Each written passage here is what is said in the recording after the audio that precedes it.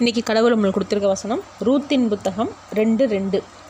மோவாபிய ஸ்திரீயான Ruth என்பவள் நகோமியை பார்த்து, நான் வயல்வெளிக்கு போய் யாருடைய கண்களில் எனக்கு தயை கிடைக்குமோ அவர் பிறகே கதிர்களை பொறுக்கி கொண்டு வருகிறேன் என்றாள். அதற்கு இவள், என் மகளே போ என்றாள். இந்த வசனத்தை கொண்டு கடவுள் நம்மகிட்ட என்ன சொல்கிறது பார்ப்போம். எல்லாருமே ரூத்தோட கதையில் ரூத் அன்பானவள், பொறுமையானவள், உண்மையானவள் தான் நம்ம படிக்கிறோம். இது எல்லாத்தையும் தாண்டி அவள் முயற்சியை கைவிடாதவள்.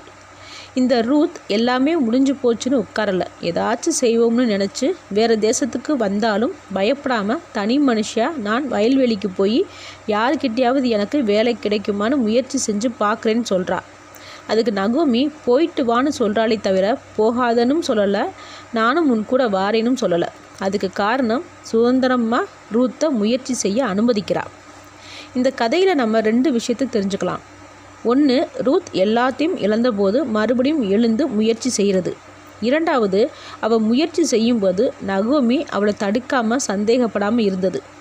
இது 2மே ஒத்துப்போனனால தான் 2 பேருமே சந்தோஷமான வாழ்க்கையை அடைய முடிஞ்சிச்சு.